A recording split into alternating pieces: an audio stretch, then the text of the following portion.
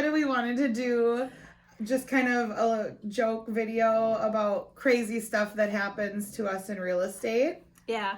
There's some things that go down that you don't really think would go down. The things that HGTV doesn't tell you. Yeah. And we were thinking, we were joking around today trying to figure out what would be a good thing to talk about, and we decided to talk about hauntings in properties that we've experienced. That's real. It is real. I have legit had numerous times where I've been in a basement with a client and we have heard somebody pacing around upstairs, heavy footsteps pacing, and you go up there and there's nobody there, and everybody hears it and everybody's weirded out. Definitely have never wrote an offer on those properties. Oh my god. You see, that has never happened to me. I feel like Jilly has a lot of this extra, what's it called? Like, not terrestrial, but like... Weird. Paranormal? Is that what it is? Yeah, like paranormal things that happen. But there was one time where Jilly and I were in a listing together. That was an older listing. How old do you think it was? I think it was like 1902. Okay, so early 1900s. Yeah. And it was in like Uptown. Yeah, and you could feel it as soon as you walked into the house. And I remember we were upstairs, and there was a door that was opening and closing by itself. All by itself.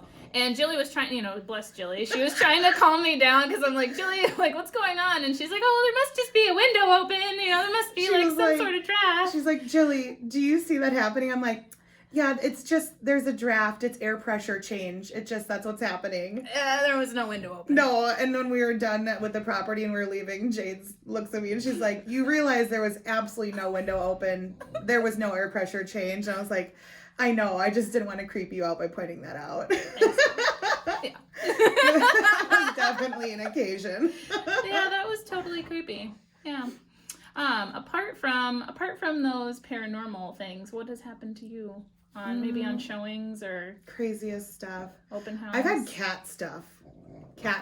One time I was in a property with an investor and opened up a walk-in closet, and maybe a previous showing had accidentally locked the cat in there, not knowing, but it came out like a hurricane, and it literally climbed my entire body and then leapt off of my head and ran out of the room.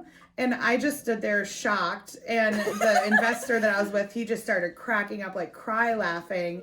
And then 2 minutes later, the cat comes back in the room and does it again and like claws up my entire body and just leaps off of my face and takes off again. And this wasn't a kitten? No, it was like actually a pretty heavy cat. I feel like you have a big bad luck with cats. And I hate that because I love cats so much.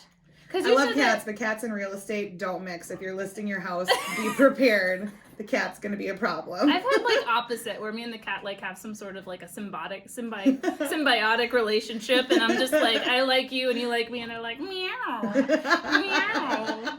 Like, you end up wanting to take the cat home. I've definitely had clients ask if they could write a cat into the offer to like keep the cat. No, I've heard a story about that happening where they did let the cat stay with the house. I don't think it was in Minnesota. Oh my god! Yeah. I can't imagine doing that.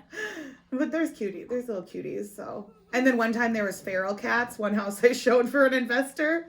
It was like every door you opened, there'd be like 3 cats run in, 2 cats run out. There had to have been like 50 cats on the property. And I couldn't keep track of what one was in or out. It got to be a problem by the end of the showing. That is a problem. That's a big problem. Those are the things the realtor should talk to the seller about before. It was a vacant property. Yeah, the cats had taken over. I don't know. You just had like something happen with your phone yesterday. Yes. So I was fire caulking. Yeah, the stuff you do, the HGT doesn't. It's a real thing, fire caulking. The city of St. Louis Park, if you're doing a truth in sale inspection, they are going to ask you to fire caulk certain walls of your house if it connects to plumbing or any ventilation, and if there's any gaps between the plumbing or the ventilation. To have a fire barrier? Totally. Yep, fire barrier. Just so that the fire doesn't spread if there is a fire.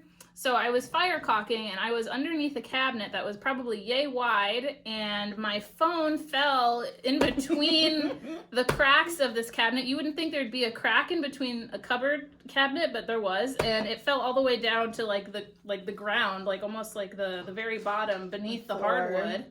And I had to use a knife to like propel my phone upward and out, and it was kind of a terrible experience. She went and bought like tools and everything to try to figure out how to get it out. Well, I felt so bad for you. Because like when this stuff happens in your own house, you're like, it's okay, we'll figure out a way. If I have to freaking hammer, the cabinet down, we'll figure out a way to get my phone. But I'm like in not my house, so yeah.